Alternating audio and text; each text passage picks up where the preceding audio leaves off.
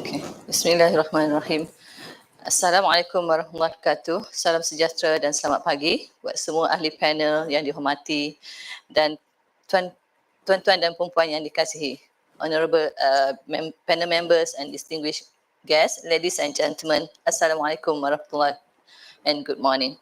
Okay, my name is Rashida Hassan. I'm the Deputy Dean of Undergraduate at Faculty of Languages and Linguistics. I will be the moderator for today's forum, International Mother Language Day Forum. Yeah, International Mother Language Day is celebrated every year on 21st February. Yeah, as we all know that there are almost 7,000 languages spoken in the world, and in Malaysia itself there are about 137 living languages, 41 of which are found in the Peninsula Malaysia. So minority languages are rich reflection of multi-ethnic cultures and societies and carry a wealth of linguistics, historical, social, cultural, and anthropological information. So linguistic diversity is increasingly coming under threat as more and more languages disappear. Every 2 weeks, a language dies. So 50 to 90% of them are predicted to disappear by the next century. So the United Nations reports that globally 40% of world languages are classified as being endangered. So when a language dies, we lose cultures, entire civilization, but also we lose people. So our future generation lose a vital part of the culture that is necessary to completely understand it. This makes language a vulnerable aspect of cultural heritage, and it becomes especially important to preserve it. It is through days like International Mother Language Day that native languages are promoted and efforts to preserve them are made. So the theme of the 2022 International Mother Language Day, using technology for multilingual learning, challenges and opportunities. So today we will discuss the situation of our indigenous languages in Malaysia and what is the potential role of technology to advance multilingual education and support the development of quality teaching and learning for all. So with me today, we have 3 panels who represent the indigenous people of Malaysia. Our first panel is Professor Dr. Bramley Phillips from Sarawak. Our second panel is Puan Norazima Abdullah from Pekan Pahang, and the third panel is Mr. Garen Luther Pangau from Negeri Sembilan. So without further ado, let's start the session with our first panel, Professor Dr. Bramley Phillips. So Professor Dr. Bramley Phillips is a professor of applied linguistics in the Academy of Language Studies, Universiti Technology Mara, Sarawak. His areas of expertise include TESOL, metacognition, and IBAN language and culture studies. He revived the IBAN alphabet, which is now available as a computer application in Microsoft and Macintosh platforms for digital inscription. He is currently an external examiner, advisor to Teachers Education Institutes Malaysia, Ministry of Education for IBAN language. His current research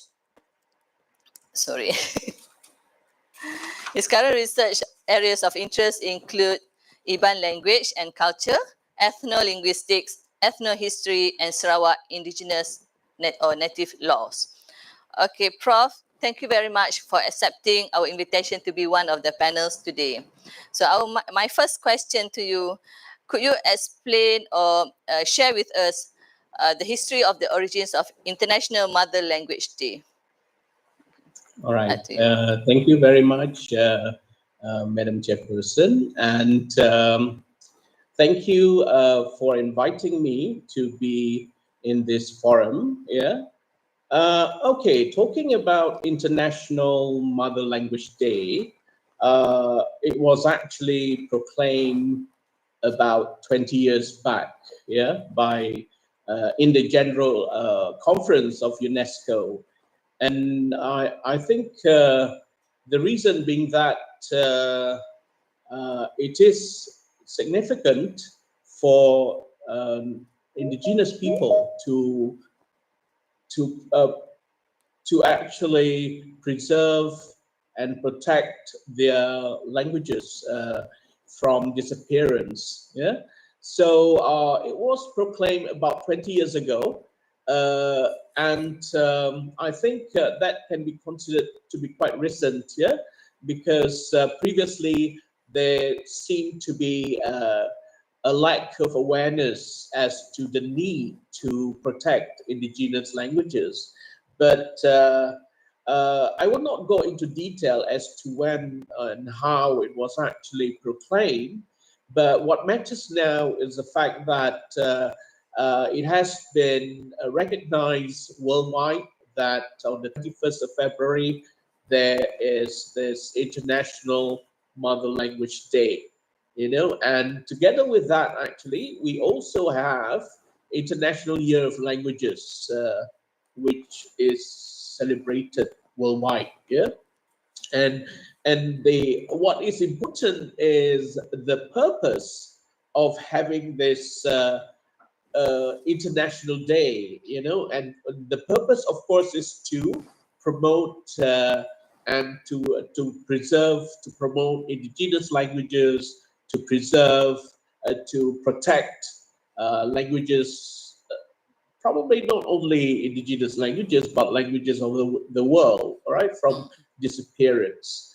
And it is good that there has been this growing awareness on the part of the world population, you know, that indigenous languages, or languages for that matter, play a vital role in the development, play a vital role in ensuring cultural, linguistic diversity, and also which helps to promote intercultural dialogues in terms of between nations, etc. Yeah. So therefore, as far as International Mother Language Day is concerned, it is a very significant event throughout the world, and I think it should be taken very seriously. Yeah. And I noticed that in Malaysia, I think we are eventually, you know, slowly we are looking at the need to look into the preservation and protection of our indigenous languages. Like in Sarawak, we have like about 30 ethnic languages, yeah, in Sarawak alone. So these languages will need to be preserved as far as we can, and even promoted.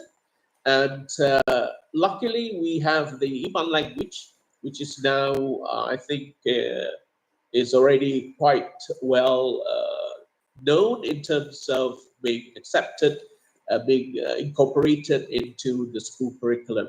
Yeah. Yes. Okay, thank you, Prof, for the answer. Okay, yes, yeah, it's really important for us to come together to preserve our languages. Yeah. So now we go to the second question. Prof, could you please share with us in Malaysia, especially, what some of the endangered languages that really endangered in Malaysia? Yeah. All right.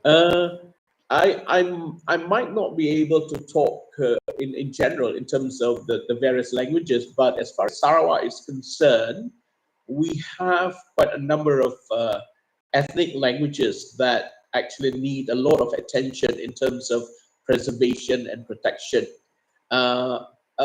We have three main ethnic groups, the Iban, the Bidayu, and the Orang Ulu. So of these three, I think I'm not worried because they are the main ethnic groups in Sarawak. But there are other subgroups, yes, subgroups, especially within the Orang Ulu group. They have subgroups, and also the Bidayu, they have like 4 subgroups within the main groups. Yeah. So especially the Orang Ulu groups, they have a lot of subgroups that only have like very few speakers of their ethnic language, you know, very few speakers. For example, this group called Kejaman, yeah, Kejaman has only, if I'm not mistaken, about 1,000 speakers. Yeah. So therefore, you know, that kind of situation actually calls for further protection, preservation, yeah, on the part of the government probably, and also language researchers, yeah, because if we do not preserve or we do not look into this matter uh, as soon as possible, there is a very strong likelihood that these languages might just vanish, might just disappear. Yeah, because being minority languages, I think it's not easy for them to preserve the language because they would have been being influenced by dominant languages and all that. Yeah, so therefore, that is, I think, our task as researchers or as agencies that are involved in language preservation and all that, to look into that aspect of indigenous language preservation. Yeah, and Sarawak, I think, is a very rich place in terms of ethnic languages that we can research on. Yeah, because we have so many of these sub languages that I myself have not heard of. Some of them, I think, quite recently they have added into the constitution a number of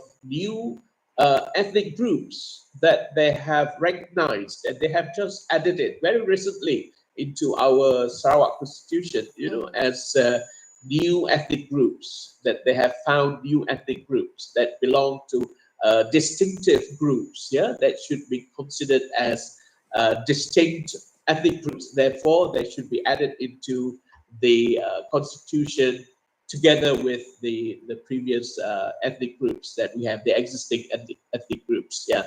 So talking about what sorts of languages that are endangered, particularly in Malaysia, I think in West Malaysia, probably there are a lot of subgroups within this big group of Orang Asli. Yeah, probably Mr. Garrett can talk about that.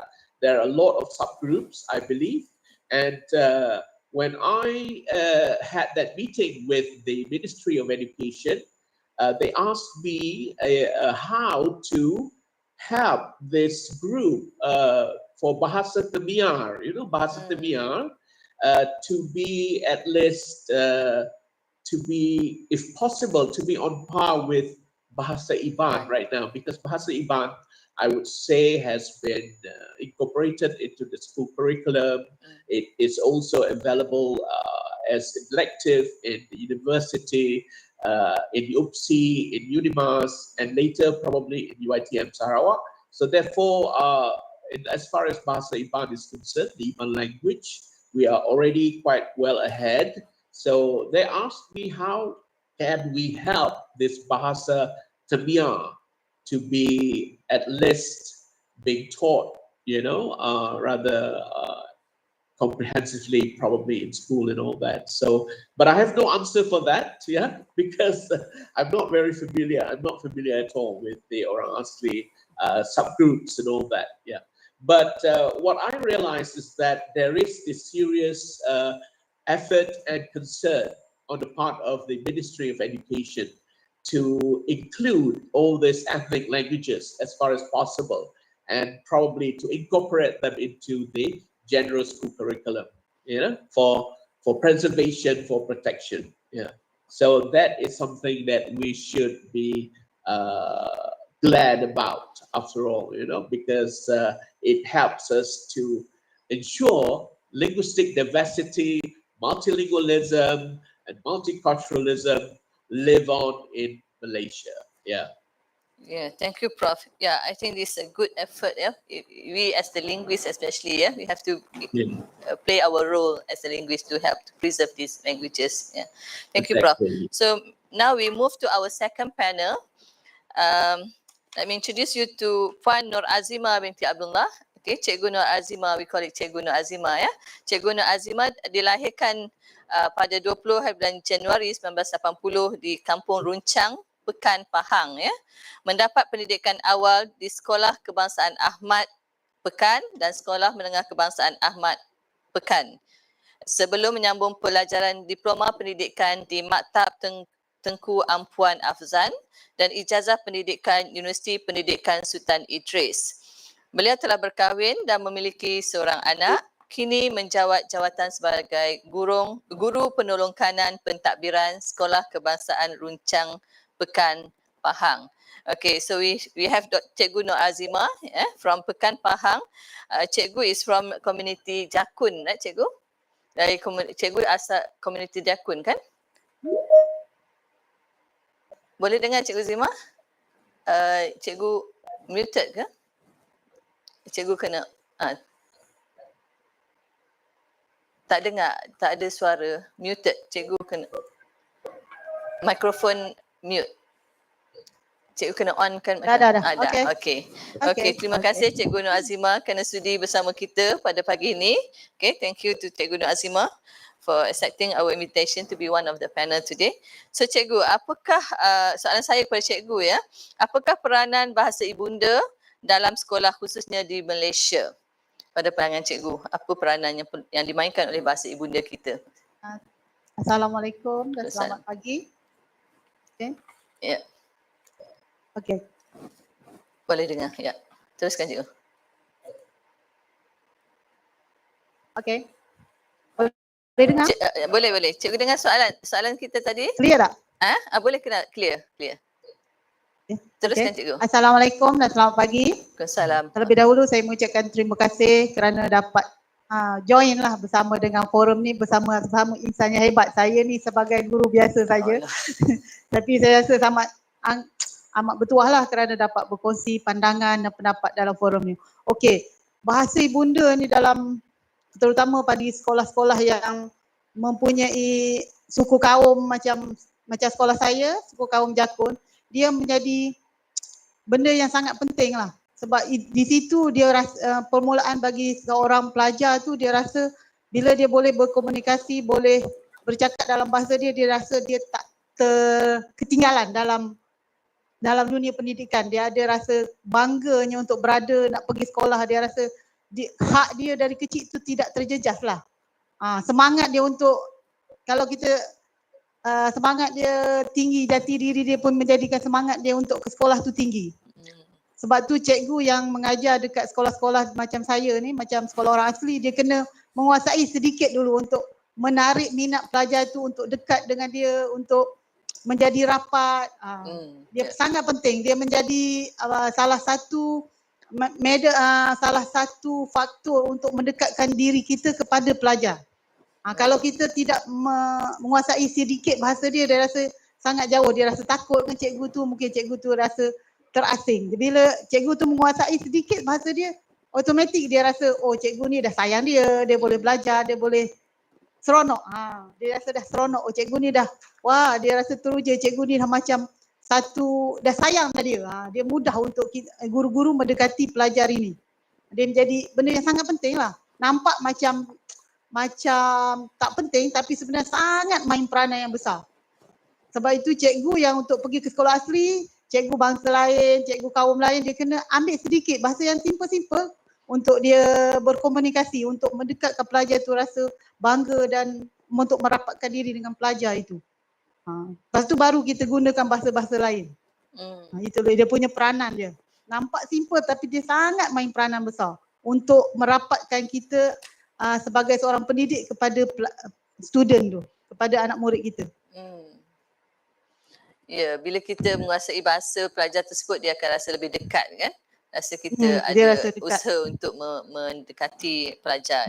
Ya, satu cadangan yang memang saya rasa perlu diambil oleh semua guru untuk mempelajari sedikit sebanyak bahasa ibunda pelajar di sekolah, terutama di sekolah asli ya. Cikgu di sini cikgu kelebihan sebab cikgu boleh bertutur dalam bahasa pelajar-pelajar ya. Ya. Sebab saya anak jati situ jadi tak ada masalah. Ya.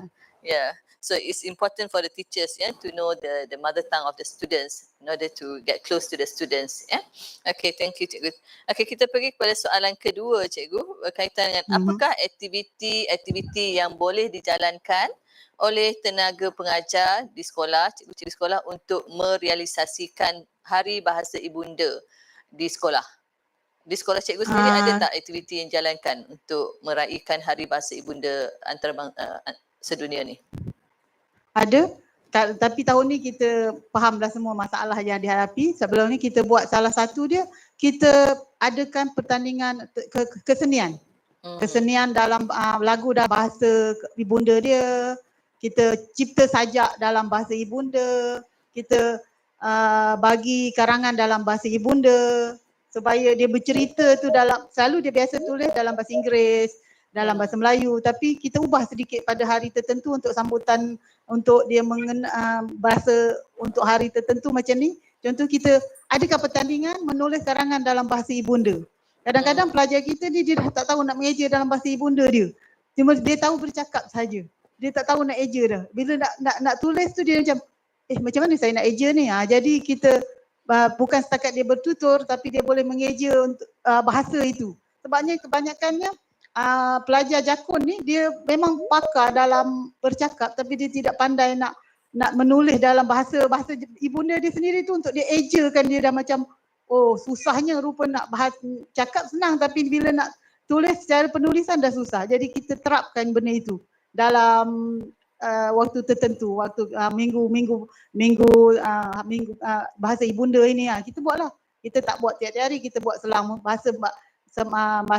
waktu BM itu kita tukar untuk karangan dalam bahasa ibunda.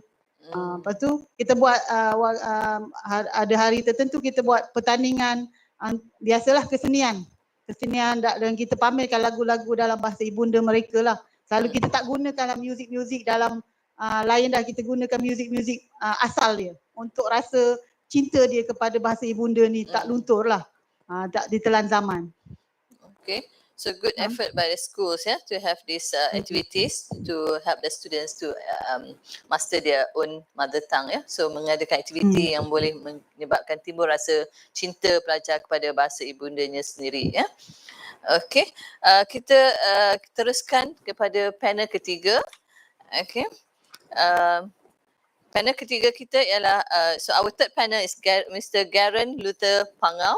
Okay, her students and at the Faculty of Computer Science and Information Technology.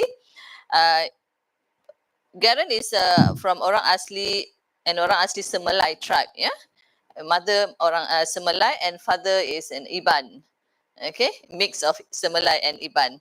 Okay, so he's currently taking software engineering. Garen hopes that the voices and problems of the Orang Asli community may be heard and acknowledged by the vast majority of people here in Malaysia. So he truly hopes that more people will be educated on Orang Asli issues and clear any misconception that most of the public have about the Orang Asli. So Garen is the Vice President of Project Mahasiswa Orang Asli. You're in your first year of your studies, Garen? Yeah. Okay. So you have started from your first year. That's a good effort. So now, thank you very much, Karen, for accepting our invitation to be one of the panels. Okay. So my question to you, Karen. What is the most effective way to raise awareness among Malaysians about the importance of the mother tongue in this pandemic situation? To you, Garen. Right. Thank you. Okay, so first of all, I'd like to thank everyone for having me here. Right. So now, keeping it short, let's move to the question. Right. So obviously, in this time right now, we have to look out for each other in the pandemic and have to limit physical activities. So one of the things we can do is use social media to our advantage, since everyone is already on their phones all the time and using social media. It's a very powerful platform and it shouldn't be underestimated how much impact it has, especially on the younger generations who are always on their phones.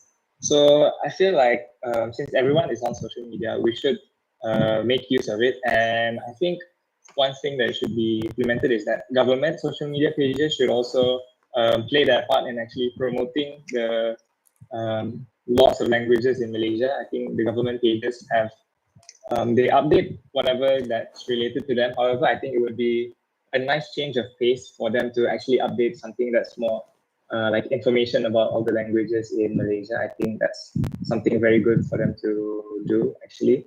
So apart from government pages, I feel like something stronger than that is actually our influencers and our athletes. I feel like their respective associations or the government should actually encourage them to promote the languages here in Malaysia, not because it's their own language, but to promote the unity and the diversity in our country. I feel like the athletes and our influencers here should actually promote the languages because it actually has a very big impact on those who actually idolize the athletes and whatnot. They will actually be very proud of their language if they see their own idols or their athletes that promote their language to be like, oh, he's actually talking about my language and I'm able to relate to this person when he speaks about my language and shares information about it. And I feel like even with the government or whatever, or athletes sharing about this information, I feel like Malaysians themselves should play a part in this and actually share the information and talk about it to their friends, or actually if they see something about a native language and they know someone from that subcultural, sub-ethnic group, they would engage with that person and be like, I found your language here on Instagram or whatever, and actually engage with more of the community that way. So I feel like social media and using the influencers and athletes and the government in Malaysia is actually an effective way to promote. You're muted. You're muted, Garen. Oh, sorry. Yeah. Where was I? I'm sorry. It's just about the athlete and Ah, influencer. right. So I feel like athletes and influencers have a big part to play in promoting the rich cultures and languages in Malaysia, since a lot of people idolize them and actually pay attention to whatever they post and whatever they share. And I feel like it would be very impactful on the young generations of minorities to actually see their languages being promoted by their idols. So I think that athletes and the government have a really big part to play in all of this. So yeah, I think that using social media, and especially those who have a platform on social media, those who have lots of followers, I think they have a big part to play. I think we should encourage them to actually share more about languages. Yeah, so for me. How about you, Garen? Do you have a Facebook? Are you using your Semalai or Iban in your Facebook posting?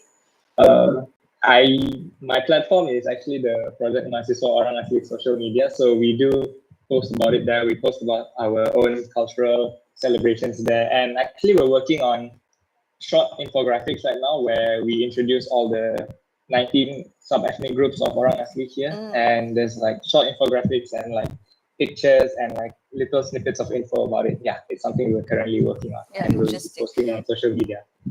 So in your name, that in that Facebook, you said that in different Orang Asli languages, that you're using different languages, Orang Asli languages, because your Mahasiswa club, is consists of different ethnic group as well, right? Not just Malay people. Yeah, it consists of all of the sub-ethnic groups. Yeah. So we're it's all equal between all of the sub-ethnic groups. We're open to sharing about all of the celebrations that we have. So like, for example, the Temuan tribe, they celebrate Hari Moyang and whatever, and this and that. So we share all of the celebrations that we have, and we intend to let everyone know about all of the sub-ethnic groups of the Orang Asli in Semenanjung. Yeah, good initiative. Okay, how about what are the ways or initiatives that can be taken by Malaysian young generation in learning the language used in the community and recognizing the endangered languages in the world? What do you think about this? All right, so thank you again. I feel like the young generation who are more tech savvy and in touch with their own generation, because not to say like the older generations don't understand, but I feel like personally the young generations, which are mostly on social media, they understand each other well and they know what their own respective groups want to see. So I think that they should use their skills and creativity and understanding of their own generation to actually create the content and whatever info that is tailored to their own generation. Like for example, I think that people right now, they actually like to see short, small bits of information, which I think it's like very convenient, and people like that a lot, where they don't actually have to read a whole article or anything. They just have to read, and they just have to see one picture with like a small bit of information, and then they'll swipe. Like on Instagram, there's you can post like multiple pictures. So I think that that's something we could use, like a picture that hooks the audience, and then maybe if they want to read more, they will swipe and something like that. So I think that the young generations, such as myself, should actually use this understanding and the skills and creativity to create very specific tailor-made contents to introduce the languages to our generation. Also, I feel like there's something that because I grew up in Sabah, I went to school in Sabah. So before the pandemic, while I was still in school, there was this thing called Unduk Nadal, which is like a beauty pageant. But in the beauty pageant, you would have to speak in your own language, which is where I was when I was growing up, it was Kadazan. So I feel like that's also a very interesting and effective way to promote your own language, since you're doing a beauty pageant. However, you have to answer all of the questions. You have to give interviews in your own native language.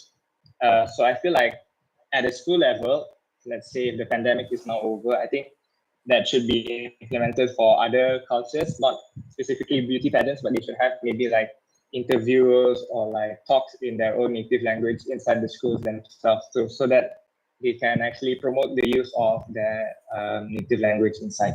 So yeah, I think that's all for me. Okay, thank you, Garen. That's a good ideas, creative ideas, to be taken by Malaysian young generation. Okay, we will take a break for a while for the video. We will show you video of the mouse deer and the crocodiles in Khmer language. Okay, we'll be back soon.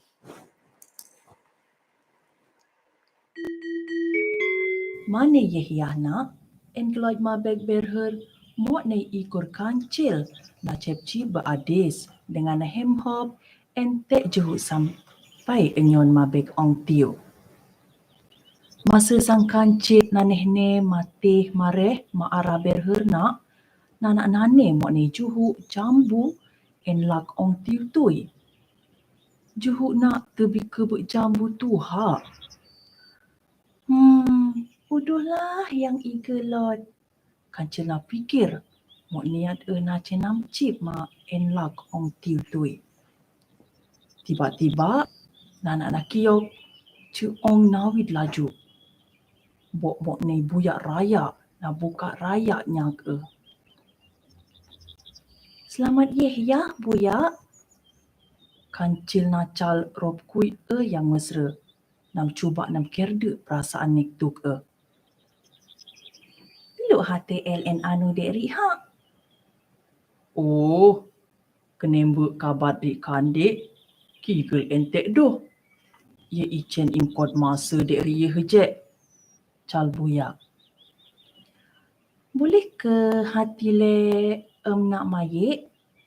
Ye tak boleh imbayangkan kabat hanak jaji en anu. Sebab ye to ini nak rup nak. Balas kancil. Jayaklah, kabat kandik, jaje en ong doh. Ha, puat hawet. Ye im kau kenembuk kabat ye, rob im perkenalkan maha. Nacal buyak. Tok lemat nung nak, wok men buyak, panai-panai, nung tek ong. Sampai sang kancil na tu. Boleh ikira marop kenembuk nyop nak? Nak tanya kancil sampai nak keruk. Hak kira lah makan dek. Nak jawab buyak sambil nak beradis, nak gelot, makan cil, ronam kayu mati mareh keliling kabat Relok kalau im kira manyok, nyop beratu enlag, supaya ye ikira sambil im lumpat ma balik keruk nyop. Tok masalah, nacal buyak sambil nane sang kancil nak gelot nam tu. Yatlah, kandik doh jaje sampai main lag ong tiu tui. Sang kancil terus nak lumpat mabalik keruk buyak nak sambil nak kira. Nei, nar, 3, 4, sehingga nana naloi main lag ong tiu tui. Sang kancil na hemhop dengan kebek jambu sambil nak karau sampai tebik nyag Terima kasih buyak, nyop mej henum sebab nyop tolong mayik. Men buyak baru embelek yang nak kena go bo nak wel tersek peluang do untuk cak sam kancil. Men buyak sedih bo terus halap en keloj ong tiu.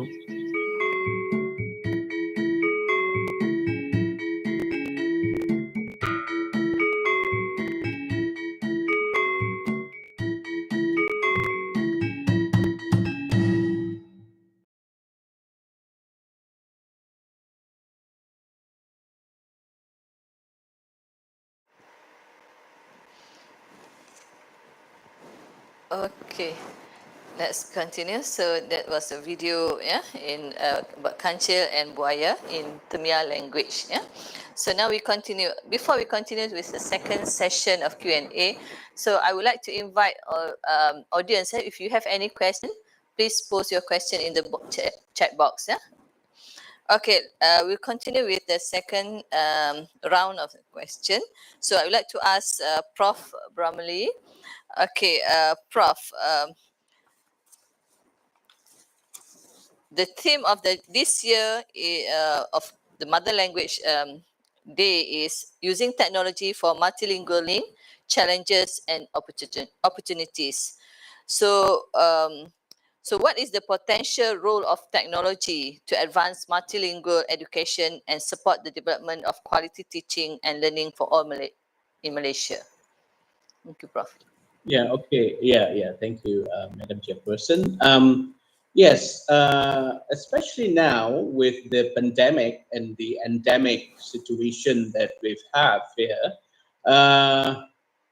we definitely need technology, to help us to reach out to children, yes, school children in particular, and how we can still carry on with teaching of native languages, or indigenous languages using technology. I think one possibility which probably has been used is to develop applications, computer applications, or even to use computer platforms, content writers, for example, they can use platforms like YouTube, YouTube to create stories probably in the native language, indigenous languages like YouTube.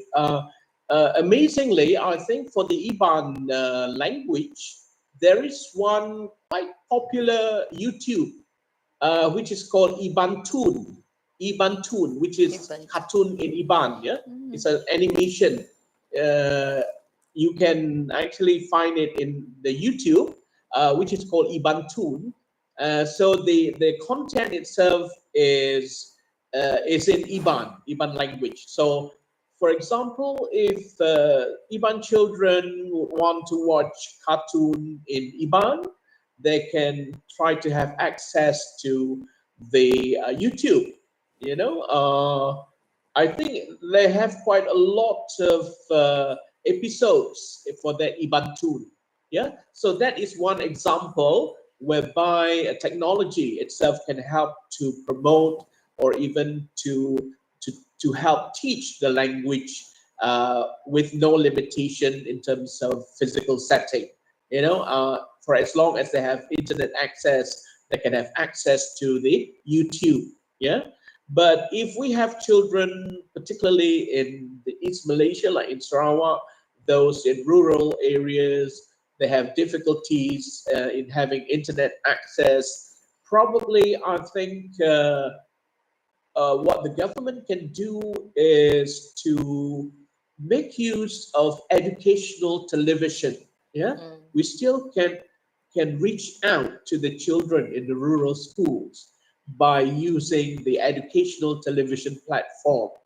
I think that has been used over the years, but I think in this situation whereby it's is endemic, it is even better if we can have that educational television, which probably specifically the content will be in the native language, in the native language of like people in Sarawak and all that, So the first one is to use the technological online platform like YouTube, and then secondly, probably I think we should expand on this. That is to use educational television, and also even radio broadcasts can also be used to teach native languages, So I think as far as technology is concerned in Malaysia, these are the two possibilities. Of course, there are many other possibilities that you can use in terms of technology, But these are the two common ones: YouTube platforms and also some social media, probably, and also educational television. Very important. That would be governmental effort in trying to reach out to the children of indigenous groups in Malaysia or in East Malaysia, West Malaysia. I think that's my point. For technology.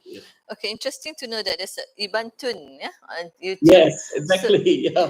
So the content, the cartoon is based on the cultural aspect of the Iban people, or just a universal cartoon? Yeah. Or what is it? Yeah, it's like a bit of cultural thing inside there. It's like more or less like Yusuf Centurion, I think, for the Malay version. Yeah. But basically, it's about Iban life of the Iban family, and they use Iban language definitely, in there. So it's a good what is it, source for those children of Iban or even non-Iban if they want to learn the Iban language. And probably Mr. Garrett can check on the YouTube, because he's an Iban, but yet he's not an Iban in a way. So the YouTube might help him to get the feel of, like an Iban family. I think so. Cartoon is a medium that very close to the children, so it's really easy to track them to the language. That's a good effort. I think we should expand this to other languages as well. Garen, maybe you can work on this for the Semalai. That's right. Okay, so how about do you just your opinion about the language reflects national culture, development and preservation of spiritual and physical heritage? Do you agree with this statement? Definitely. I do agree. I mean, we need to have some kind of cultural identity.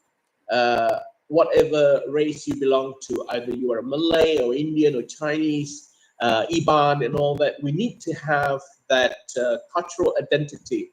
And cultural identity is embedded within the language of that particular group. So without the language, there is no culture, because culture itself is embedded, or in fact is part of the language itself. Especially in the Iban community, we have a lot of oral traditions in the Iban community. So without the language itself, all these oral traditions will be gone, will disappear without the language itself, you see. So if we want to know who are the Ibans, as far as the national culture is concerned, looking at this particular ethnic group, who's the Iban, definitely what we can promote or what we can showcase would be our culture. And our culture is definitely a part of the language itself, So I do agree, it does reflect the national culture.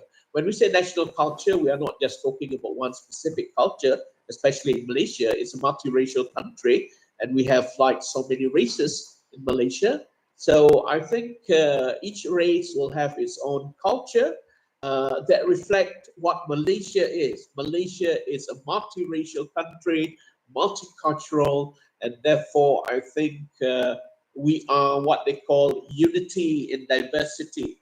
That is actually the theme for the International Year of Languages, is unity in diversity. We are so diverse, and yet we are united in this one nation called Malaysia.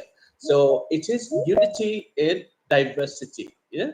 So interestingly, yes, I agree with that. So meaning we have to preserve, we have to protect, we have to conserve our culture, regardless. It could be a very small subgroup, but we need to preserve it as much as we can, as far as we can. We don't want it to disappear over time, like most of the languages of the world that have disappeared, thousands of them probably in the African continent. So as far as we in Malaysia are concerned, I think we should take it seriously. Do not take it lightly that these native languages will just be there forever. They can just disappear at any time, if we have no efforts to preserve or to protect them from disappearance. Yeah. Yeah, thank you, Prof. Very true that all of us, we have to play our role, to preserve this our heritage, cultural heritage. Okay, kita beralih kepada panel kita yang kedua, Cikgu Nur Azima. Okey, Cikgu, kita sambung dengan soalan seterusnya. Pada pandangan Cikgu, adakah struktur pendidikan di Malaysia boleh dilabelkan sebagai tapak integrasi atau sebaliknya di kalangan pelajar? Sebagai satu sistem pendidikan kita menggalakkan integrasi antara pelajar atau tidak? Silakan, Cikgu. Kalau kita lihat kepada hala 7 KPM, saya rasa kita dah berada pada landasannya, tetapi untuk banyaklah yang perlu kita perbaiki lagi lah untuk tambah baik agar sekolah yang macam kami ni, sekolah-sekolah yang ni pelajar dia diberi peluang lagi yang lebih ke arah yang diberi peluang untuk ketengahkan lagi dari segi akademik. Kalau kita lihat dari segi koko, dari segi apa, kita nampak peluang yang luas, tapi dari segi pendidikan kita masih lagi untuk pelajar orang-orang asli ni ketinggalan. Pertama sekali di Semenanjung ni lah, kalau cakap Sabah Sarawak dia memang dah hebat, kita tahu pelajar dia, tapi di Semenanjung ni kita masih lagi berada, ramai lagi yang ketinggalan. Contohnya di aras menengah, di sekolah menengah, tingkatan 1, tingkatan 2, tingkatan 3 untuk pergi ke SPM tu masih ramai lagi pelajar orang asli yang jauh ketinggalan. Maksudnya tidak menghabiskan SPM. Kita tengok berapa peratus, saya sendiri 5 tahun di SK Runcang, di mana sekolah saya duduk ni 100%-nya anak orang asli dan bangsa saya sendiri, tetapi bila mereka melangkah ke sekolah menengah, tingkatan 2, tingkatan 3 saya nampak dia dah balik ke rumah. Kementerian kena lihat kenapa pelajar-pelajar ini tidak menghabiskan mereka ke arah ke SPM. Kenapa? Kita kena, di mana silapnya? Pelajar-pelajar orang asli ini kebanyakannya tidak habis SPM, tidak mengambil SPM dan dia balik ke kampung. Kalau lihat sendiri, kalau selidik pada Jakwa pun memang majoriti masih di sini, sedangkan kita dah berada di alaf yang begitu canggih di tahun yang begini, tapi peratus pelajar untuk menghabiskan ke SPM sekolah menengah. Sekolah rendah tiada masalah bagi saya, doktor. Dia akan habis, ambil UPSR, ambil apa, yang tak ambil tu sikit. Tetapi bila kita ada masalah talian dengan Cikgu. Cikgu Narzima? Line terputus ke?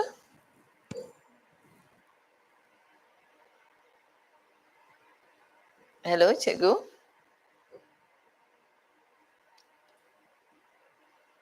Okay, looks like we're connected, disconnected with Cikgu Nur Azima. So maybe we can proceed with the third panelist first, and we come back to Cikgu Nur Azima when Cikgu's back. Is she back? No, Okay, so Garen, now my question to you. what is the suitable platforms to promote International Mother Language Day, in your opinion? The best platform that we can use to promote this Mother Language Day? All right. So, in my opinion, actually, the best platform to promote it is, I think, through TikTok. Because right now, especially the younger generations, they're all mostly on TikTok. And despite me saying TikTok is the best platform, I feel like right now, all of the social media platforms in general, they're all linked with each other. So let's say if you see a TikTok page, you're able to link your Instagram, your Twitter, your Facebook all on the page. So I feel like regardless of any social media platform that you choose to specialize in, I think that all of them, regardless, will be linked to each other. You're able to have that ability to link your TikTok to your Facebook and vice versa, and etc. to your YouTube or whatever. So, like Prof. Phillips said earlier, there's the Iban Tunes channel. So I feel like YouTube is also a very valuable platform for the native languages, so that more people are able to access the information. So in addition to that, I feel like despite the many platforms that we're going to use, I think that each platform should have its own content tweaked to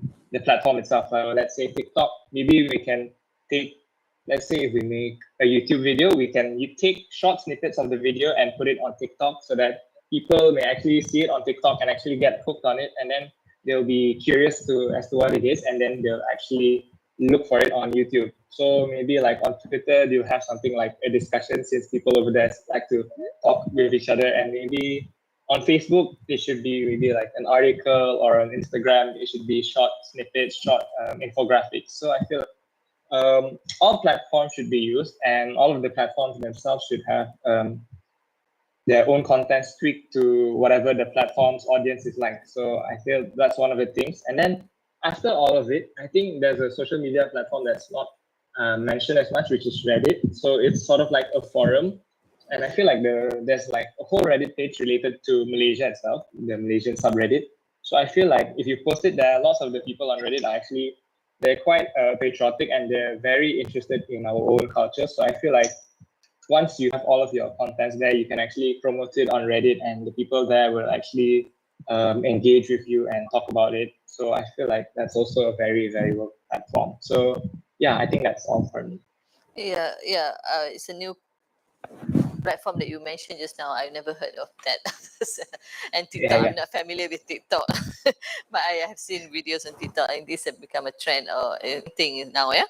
Okay, and Yeah. the last question to you, Garen, is what are the young generation expectation in conjunction with the International Mother Language Day? So, as young speakers, generation, what is your expectation, or what is your aspiration from this day, International Language Day? So yeah, I hope like the International Language Day, which is actually held annually, right? I feel like me as a young generation, and I feel others from my generation, they actually hope that more people are aware of all of the beautiful languages, not in Malaysia, but especially around the world, all of the beautiful languages, all of the endangered languages. I hope we're all aware of the danger of losing these languages, and I hope that all of us should actually take active steps to not just to preserve, but to actually take interest in these languages and maybe learn more about them, even if we do not speak them. I hope that more people will actually be aware of these languages, especially their own, and to not let it die, to not let the language die and be extinct, since it would be quite a great waste to let your language die, since it's part of your culture and identity.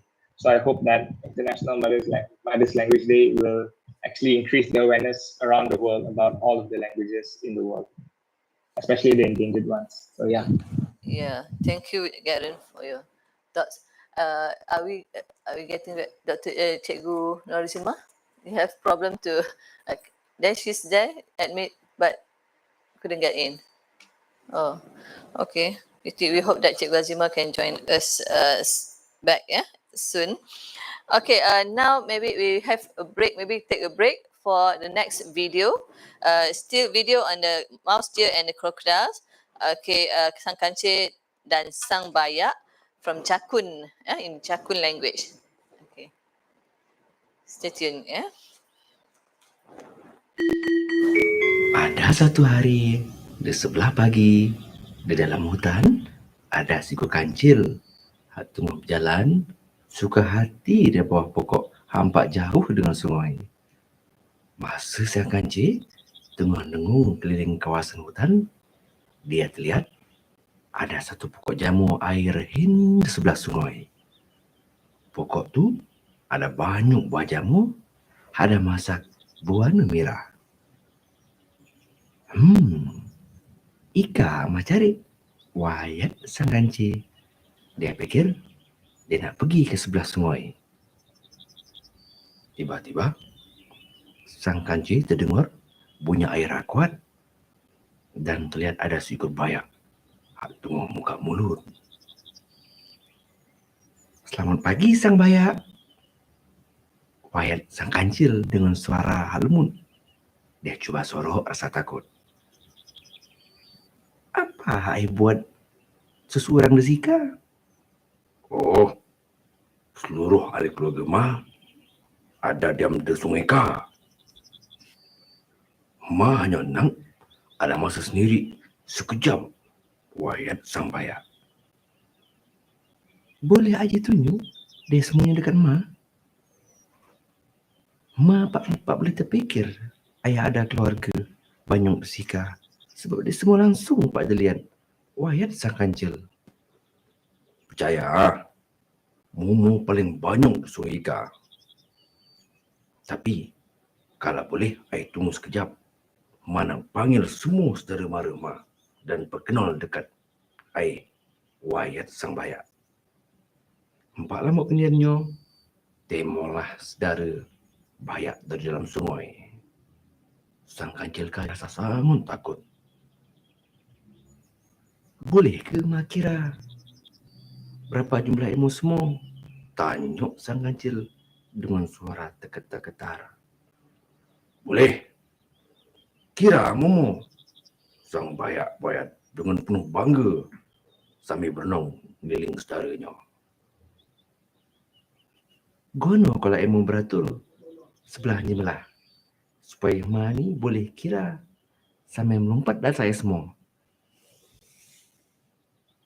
Pada masalah, wayat sang bayak sambil nengung kancil dengan penuh berselera. Tengok, ramai empat Momo sampai ke sebelah hun. Sang kancil terus melompat ke atas bayak, itu sambil ngira 1, 2, 3, 4 sampai dia ke sebelah sungai. Sang kancil dia berteriak, nengok buah jamu air dengan mulut dah pun penuh dengan buah jamu. Terima kasih hai semua bayak. Sangat baik nolong Ma. Bayak sedar dia semua dah pun ditipu dan dia semua terlepas peluang nak makan sang kancil. Bayak sangat rasa sedih dan terus nyelam lari.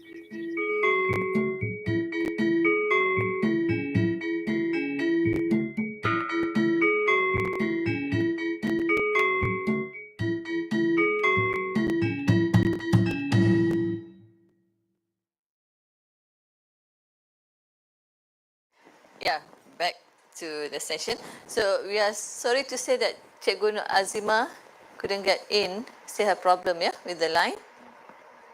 Yeah, she's not in yet. Okay, maybe we proceed with the question from the floor. Okay, any question from the audience?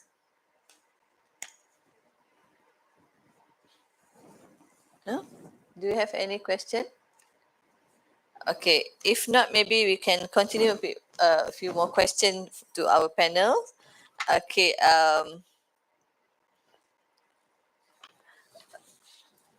okay, for Garen, so you speak Semalai, right?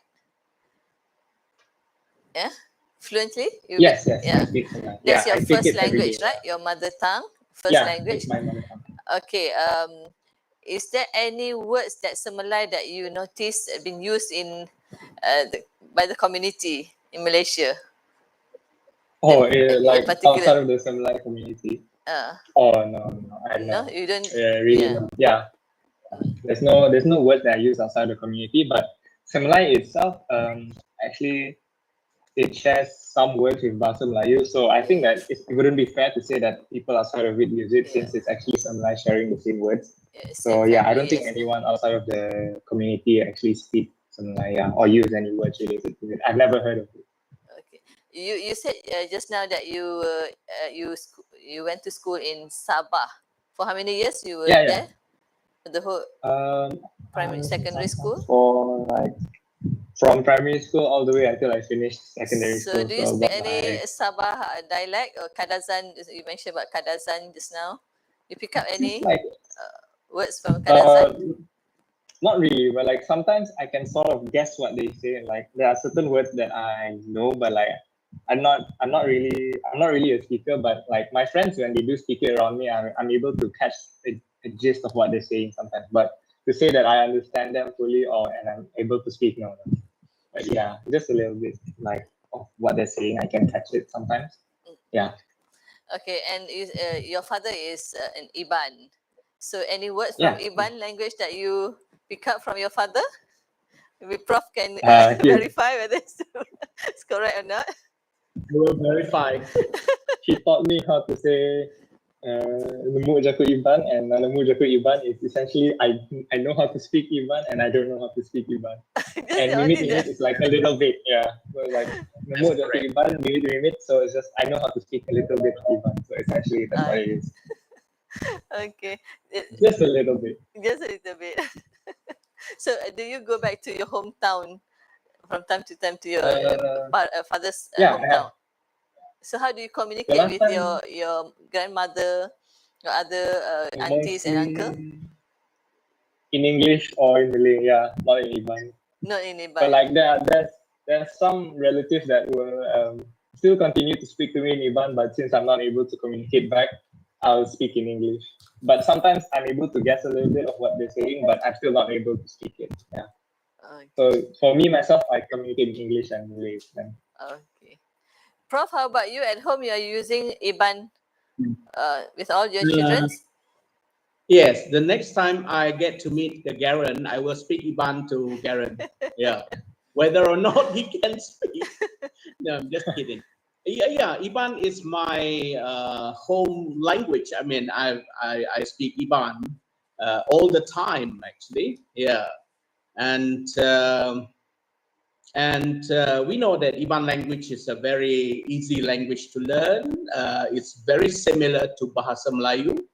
Yeah, in fact, based on a research done long time ago by Professor Asma, that the phylogenetic relationship between Iban and Bahasa Melayu is about 65%.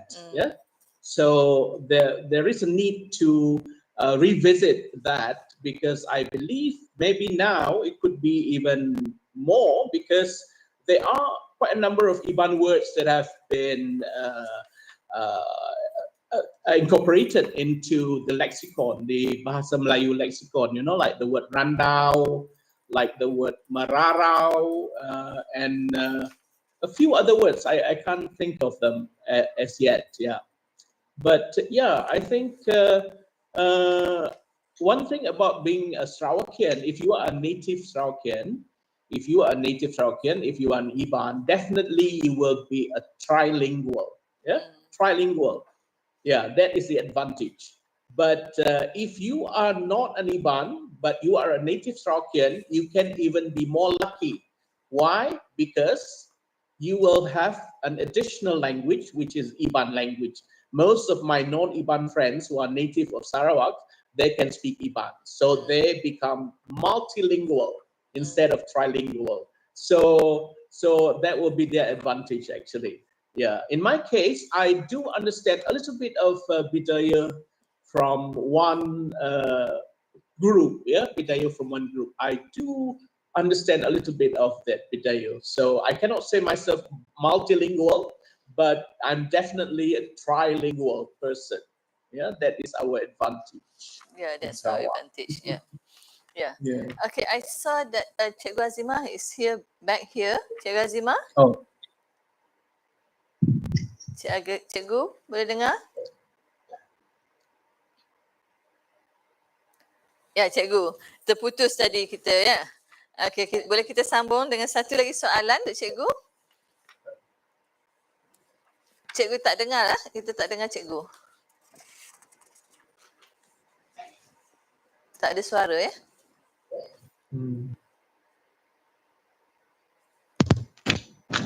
Boleh dengar? Okey, sekarang boleh dengar. Okey. Boleh Okey. dengar, boleh dengar. Okey, cikgu, soalan Sorry.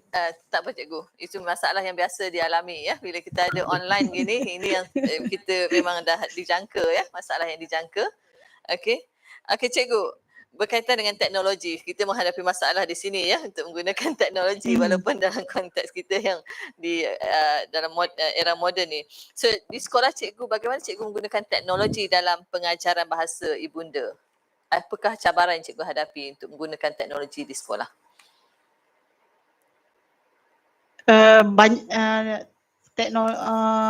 Untuk bahasa ibunda ni, untuk bahasa jakun lah especially, dia masih kurang lagi. Kurang diketengahkan oleh mana-mana pihak, termasuklah orang asli jakun sendiri.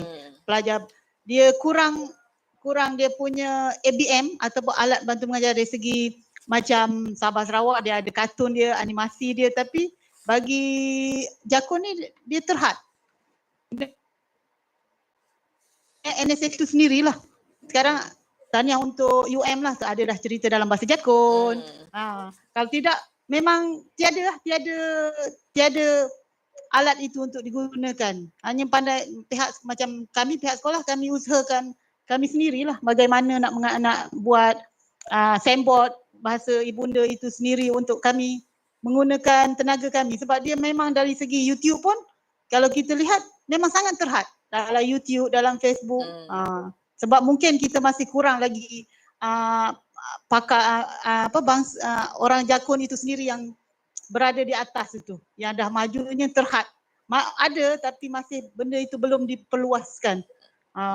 Tak ada pihak yang memperluaskan. Sekolah pun kita hanya ada bahasa semai sebagai bahasa utama di sekolah-sekolah asli, bukan bahasa jakun. Tapi itu adalah salah satu bahasa orang asli juga yang boleh dipelajari. Tapi sebab mereka ni, kalau jakun ni, dia kuranglah untuk mempelajari bahasa orang asli lain, dia lebih kepada jakun. So kita kena perbanyakkan lagi ABM sendiri, sebabnya terhad, sangat-sangat terhad, berbeza dengan bahasa Iban yang dah ada animasi dia sendiri, ada apa. Bahasa jakun masih, kalau kita search dekat internet pun masih ada lagu-lagu, tapi masih sangat terhad, sangat terhad, minimum sangat. Jadi dia usaha cikgu itu sendiri, macam kami sendiri buat sandboard sendiri dengan bahasa jakun untuk melahirkan rasa bangga pada pelajar. Masih dalam teknologi ni masih terhad. Tapi kalau kita lihat kat TikTok, ramai dah anak-anak jakun yang boleh buat lagu. Tapi kadang-kadang kita lihat dia kurang berkualiti untuk pendidikan anak-anak. Tidak sesuai untuk kita gunakan lah. Dia perlu ada pihak tertentu yang, yalah, contohnya sekarang tahniahlah untuk UM ada dah bahasa jakun dalam Sangkan Cika dan Bahaya ni. Itu salah satulah. Tapi memang masih terhad lah bagi saya. Okey, hari tu kita ada pelajar-pelajar Jabatan Bahasa Inggeris ya, sebagai salah satu projek jalinan masyarakat mereka telah menghasilkan satu buku cerita ya, buku cerita dalam bahasa jakun dan juga video animasi cerita rakyat jakun ya. So adakah cikgu menggunakan bahan ini dalam bersama pelajar-pelajar di sekolah cikgu? Ya. Semalam pun Dr. Chiu datang, kami dah menggunakannya kepada student kami lah. Kami buat Facebook Live, apa semua, Google Meet bersama dengan pelajar UM untuk menggunakan animasi yang mereka telah tulis buku, dan bukunya belum siap. Kalau siap, Dr. Chiu cakap akan diedal kepada sekolah kami lah. Kami menggunakan, itu salah satu yang bahan yang kami dapat lah. Okey, so kita boleh perbanyakkan inisiatif yang begini ya, mewujudkan lebih banyak alat bantu mengajar dalam bahasa-bahasa asli, bahasa peribumi kita. Okey, terima kasih cikgu atas pandangan tersebut. Kita teruskan mungkin dengan soalan dari audience tadi. Kita ada satu soalan yang ditujukan kepada Garen, saya rasa. Garen, what are some activities done by project mahasiswa orang asli to promote and brings forth its goals in UM among staffs and students? Okay, can you comment on this? And yeah. All right. So first of all, I think Project Mahasiswa Asli is not only within UM; it's actually vastly wide. So Okay. speaking not only within UM but through with all of the universities in Malaysia, I say Project Mahasiswa Orang Asli. First of all, we actually promote a lot about Orang Asli culture on our social media pages, and then we also encourage our members. We share with them opportunities within the Orang Asli community. Some of us are able to engage Jakwa on a personal level to bring forth maybe any scholarships or any bantuans that can be given to Orang Asli students. So that's one thing, sharing on our platform that we have, and then actually engaging with the Jabatan Kebajikan Orang Asli to actually help the students themselves. And we also, I think, I've heard from my friend who is also a member of Project Mahasiswa Orang Asli and also a similar like myself in UM. I think there's also she's working on a Orang Asli display somewhere in UM. I think I'm not sure, but I think that there's an Orang Asli display in UM.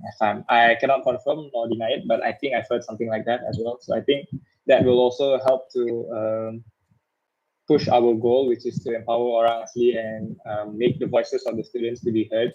So in addition to that, we also want to our president, she's actually a very vocal person. She actually uses her platform on social media to actually bring forth Orang Asli problems and help the Orang Asli students to actually solve their problems or maybe stop the corruption or misappropriation of funds that are allocated to Orang Asli. So I feel like mostly right now, in addition, we mostly just use our platform to share our goals and messages, and also use contact the higher ups like Jakwa to actually engage them to help the students.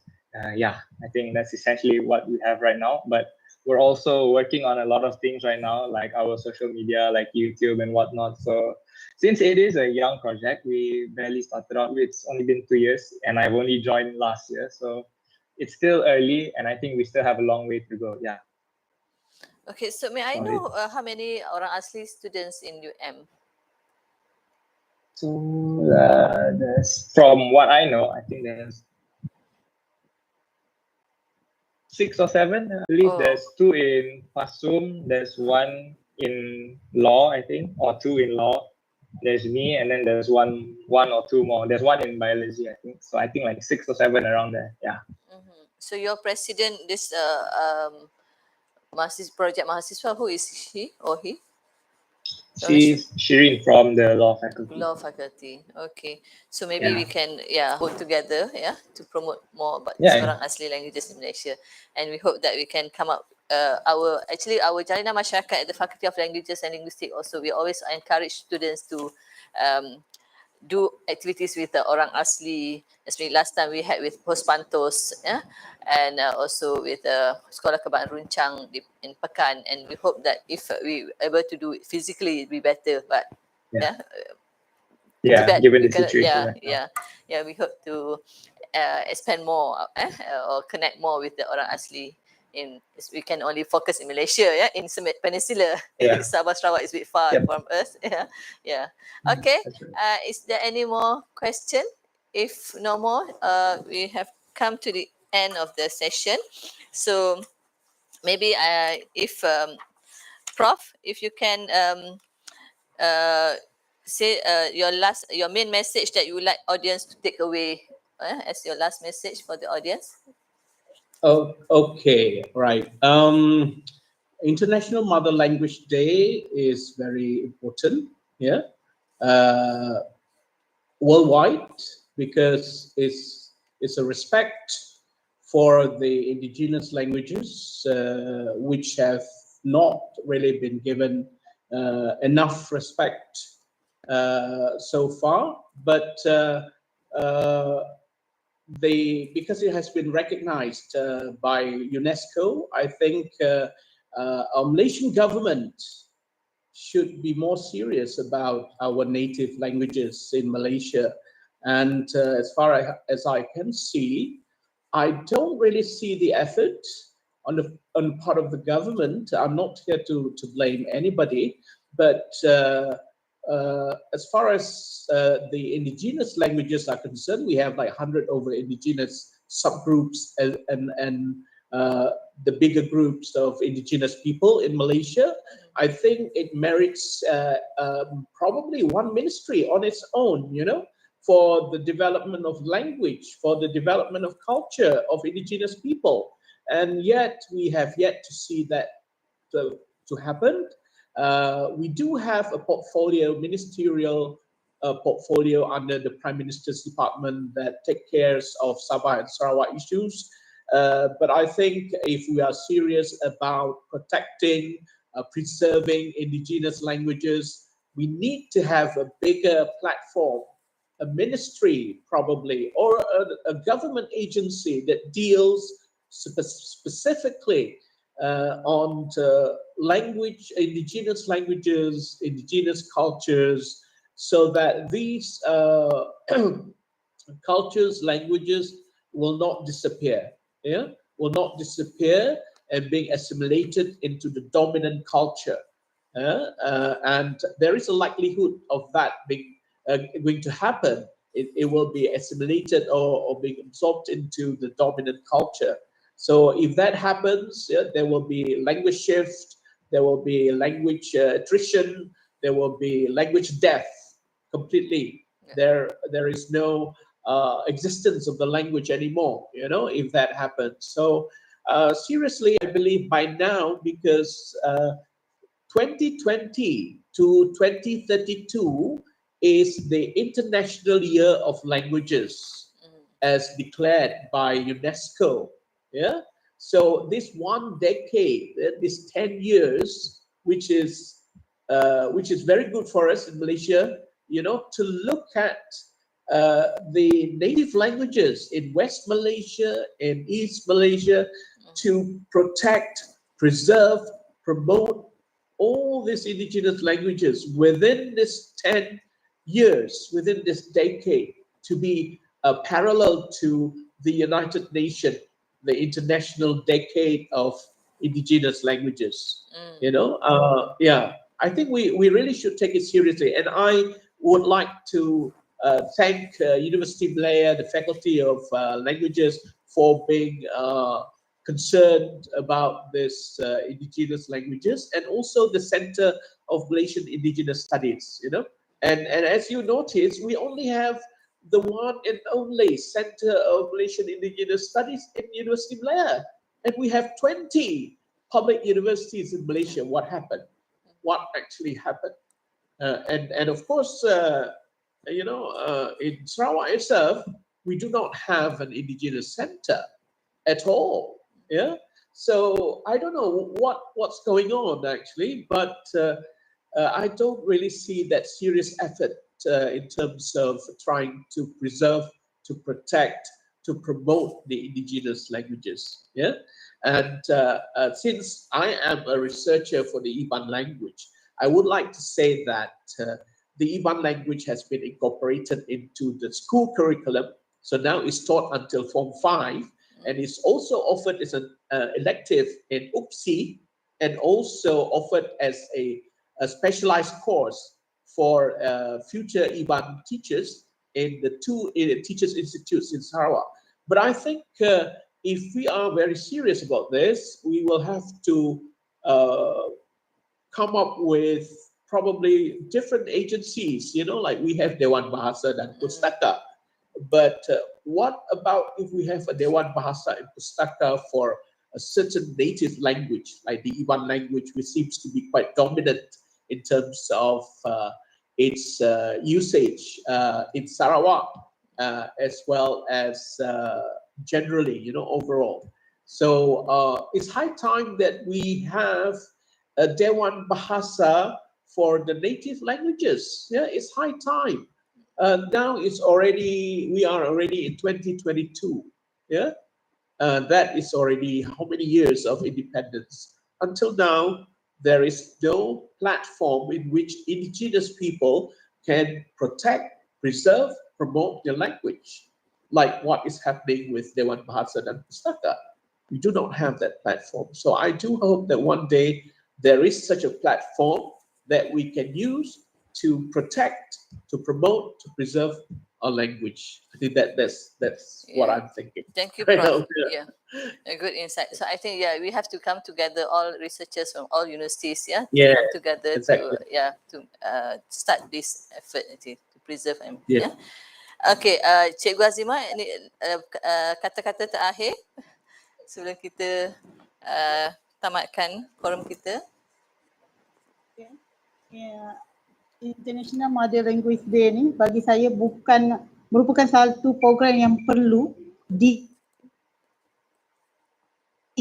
sekolah atau di mana-mana di sekolah, terutamanya sekolah-sekolah asli, bukan saja di pelajar universiti seperti UM saja. Sebabnya program ini penting untuk mendidik dan memberitahu kepada pelajar bahawa bahasa ibu dia ni sangat penting dalam mengejar teknologi pendidikan, dalam mencapai kejayaan, dan mereka nak memberitahu mereka bahawa bahasa mereka ini tidak dipinggirkan dalam sistem pendidikan kita di Malaysia. Sebab kadang-kadang pelajar kita ni dia rasa bahasa dia tu tak berguna sebab tak digunakan hari-hari di sekolah. Pertama orang asli lah, Jakun, saya lihat dia rasa bahasa dia ni tidak menjadi kebanggaan. Kadang-kadang kita lihat pelajar kita ni malu untuk berkomunikasi dalam bahasa dia. So dia perlu program ini perlu diadakan di sekolah-sekolah bagi merasa bangga untuk mereka mencapai dalam mengejar kejayaan. Bahasa ibunya ni menjadi jati diri yang kuat untuk mereka.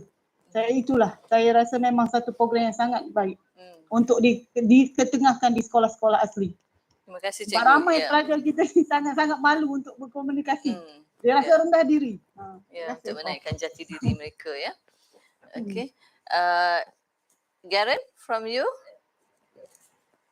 Any hopes from you? All right. So,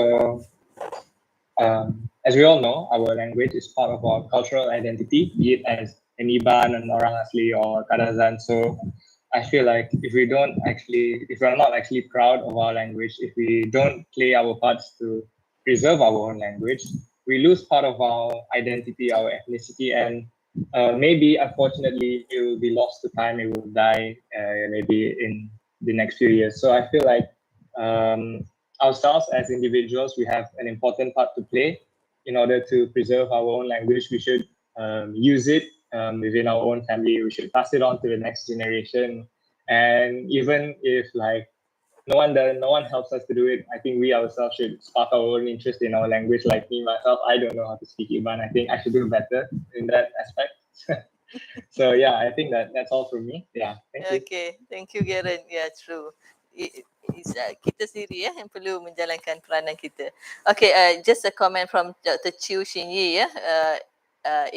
Because just now we did mention about the project by our students here, Faculty of Languages and Linguistics.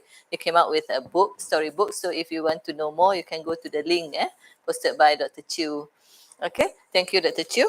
Okay, on behalf of the Faculty of Languages and Linguistics, Social Advancement Research Cluster and Center for Malaysian Center for Malaysian Indigenous Studies, Universiti Malaya, I would like to thank all of our esteemed panel members for sharing their thoughts and hopes with us today. So harapan kita semoga semua bahasa-bahasa yang terdapat di negara kita akan terus bertahan dan bergerak seiring dengan pembangunan negara. Sekian, Assalamualaikum warahmatullahi wabarakatuh. Bye-bye. Hope to see you soon. Bye. Okay. Bye. Thank you very much, Terima Prof. kasih. Garen and Dr. Cikgu Azimah. Okay, jumpa lagi. Thank you. Bye-bye. Jumpa.